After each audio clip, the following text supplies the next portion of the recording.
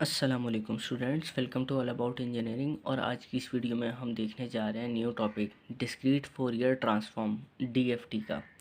पिछली कुछ वीडियोस में अभी जो स्टार्ट से लेकर पिछली वीडियो तक हमने जो कवर करा है वो हमने सिर्फ एक ही टॉपिक कवर करा था। वो था एनालॉग टू डिजिटल कन्वर्टर का कंप्लीट ब्लॉक, जिसके अंदर हमारे पास 3 पार्ट थे, सैम्पलर, क्वांटाइज़र और कोडर। मैंने तीनों पार्ट्स को डिफरेंटली तरीके से डिस्कस किया, उनके बारे में न्यूमेरिकल्स वगैरह करवाए। अब वो टॉपिक एंड हो गया है। नेक्स्ट टॉपिक जो आ रहा है हमारे पास वो आ रहा है डिस्क्रीट फोरियर ट्रांसफॉर्म का। डिस्क्रीट फोरियर ट्रांसफॉर्म बस आपका डिस्क्रीट वर्जन है कंटीन्यूअस फोरियर ट्रांसफॉर्म का, और कंटीन्यूअस फोरियर ट्रांसफॉर्म मैं पढ़ा चुका हूँ सिग्नल्स एंड सिस्टम्स के कोर्स में। वो कंप्लीट मैंने वहाँ पे पढ़ाया है। ट्रांसफॉर्म वगैरह का मैंने पूरा ओवरव्यू जब मैं वहाँ पे पढ़ा रहा था, मैंने बताए थे कि ट्रांसफॉर्म होता क्या है, कितनी टाइप के ट्रांसफॉर्म होते हैं, और फोरियर ट्रांसफॉर्म, लैप्लास ट्रांसफॉर्म और जेड ट्रांसफॉर्म, वो तीनों मैंने वहाँ पे पढ़ाए थे। फोरियर ट्रांसफॉर्म कंटीन्यूअस टाइम वाला पढ़ाया था, लैप्लास तो कंटीन्यूअस में होता है और जेड डिस्क्रीट में होता है, वो पढ़ाए थे मैंने। डीएसपी के अंदर जो कॉन्सेप्ट यूज़ होता है ट्रांसफॉर्म का, वो होता है डिस्क्रीट का फोरियर ट्रांसफॉर्म। तो फोरियर ट्रांसफॉर्म ये है बस डिस्क्रीट डोमेन में। तो पढ़ते हैं क्या होता है ये। The discrete Fourier transform converts a discrete time data set into its discrete frequency representation. क्या ये रहे हैं कि जैसे आपके पास मिसाल के तौर पर एक डिस्क्रीट में सीक्वेंस दी हुई है। अब जैसे आप डीएसपी में काम कर रहे हैं, आपको सीक्वेंसेस मिलेंगी। अब आपको कंटिन्यूस टाइम के सिग्नल नहीं मिल रहे होंगे, अब आपको ज़्यादातर मिलेंगे डिस्क्रीट की सीक्वेंसेस। डिस्क्रीट सिग्नल कह लें आप उसको, या फिर उसको सिग्नल से बेहतर होता है आप सीक्वेंस कहें, तो आपको डिस्क्रीट सीक्वेंस मिलेगी। तो अगर आपको एक सीक्वेंस मिली हुई है, वो टाइम डोमेन में है, तो अगर आपने उसका फ्रीक्वेंसी डोमेन रिप्रेजेंटेशन देखना है ना, तो वो कैसे देखेंगे आप, उस पर ट्रांसफॉर्म लगाएंगे आप। और कौन सा ट्रांसफॉर्म लगाएंगे, डिस्क्रीट फोरियर ट्रांसफॉर्म लगाएंगे।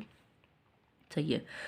डिस्क्रीट फोरियर ट्रांसफॉर्म आपके टाइम डोमेन डेटा सेट को फ्रीक्वेंसी डोमेन डेटा सेट में चेंज कर देगा, ताकि आप उसकी फ्रीक्वेंसी रिस्पॉन्स और फ्रीक्वेंसी स्पेक्ट्रम वगैरह देख लें, डिस्क्रीट के अंदर ही रहते रहते।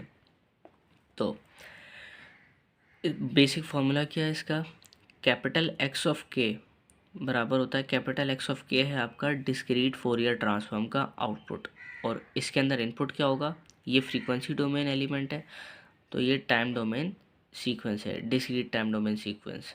जब आप ये इनपुट करवाएंगे तो आपको आउटपुट में ये मिलेगा, X of N, X small X of N आप इनपुट करवा रहे हैं, तो कैपिटल एक्स ऑफ के आपको डीएफटी का आउटपुट मिलेगा।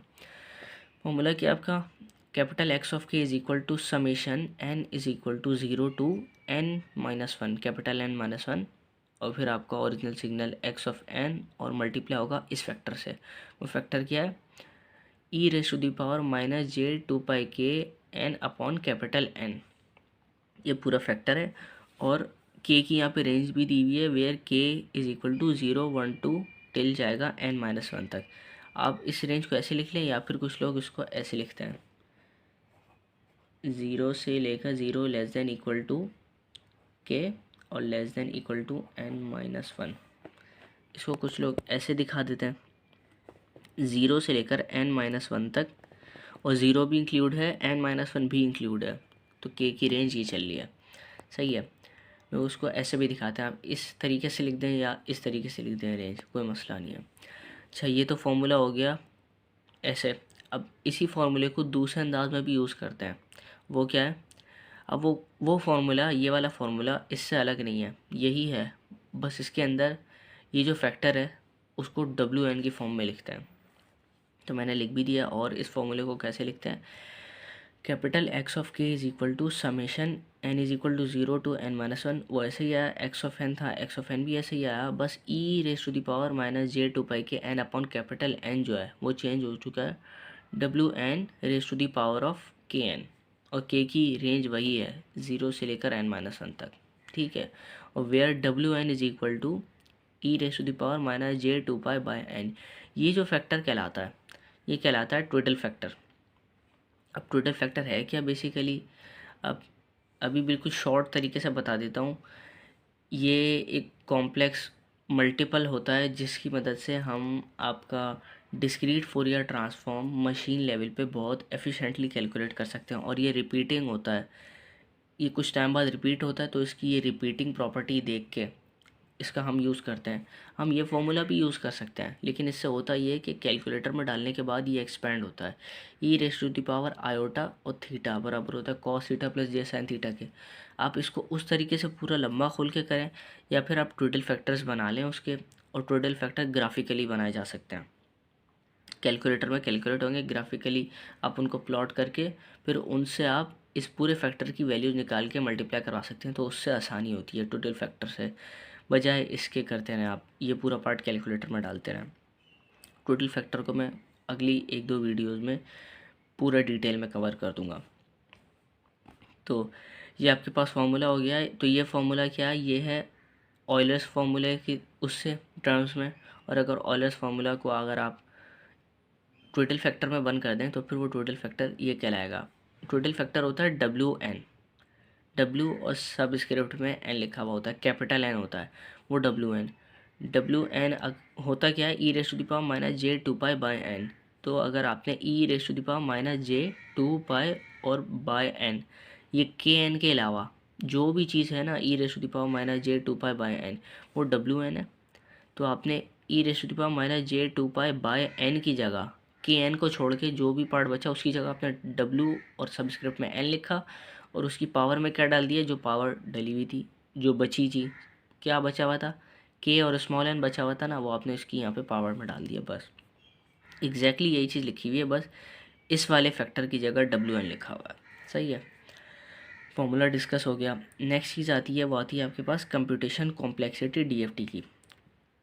अब कंप्यूटेशन कॉम्प्लेक्सिटी क्यों पढ़ रहे हैं, जिस तरीके से ये हम टॉपिक पढ़ रहे हैं ना डिस्क्रीट फोरियर ट्रांसफॉर्म का, आगे एक टॉपिक आएगा वो होगा फास्ट फोरियर ट्रांसफॉर्म FFT।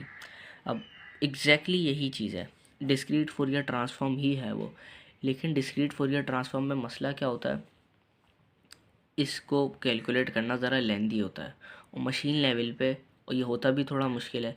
तो कुछ एल्गोरिदम्स बनाए हुए हैं हमने जिनको हम फास्ट फोरियर ट्रांसफॉर्म के एल्गोरिदम कहते हैं। वो एग्जैक्टली यही काम करेंगे, एक्स ऑफ एन इनपुट लेंगे कोई काम करवा के, और कैपिटल एक्स ऑफ के ही आउटपुट करेंगे। एग्जैक्टली डिस्क्रीट फोरियर ट्रांसफॉर्म वाला काम हो रहा होगा, लेकिन होगा क्या, इस प्रोसीजर से बहुत अच्छे तरीके से हो रहा होगा वो।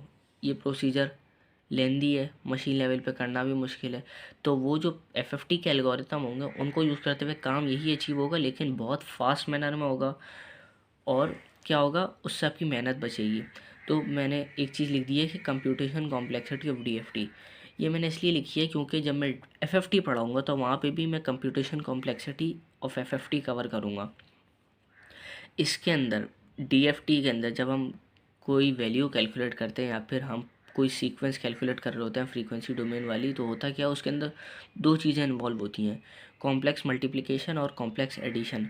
और कितनी होती हैं वो यहाँ पे हमने डिस्कस किया हुआ है।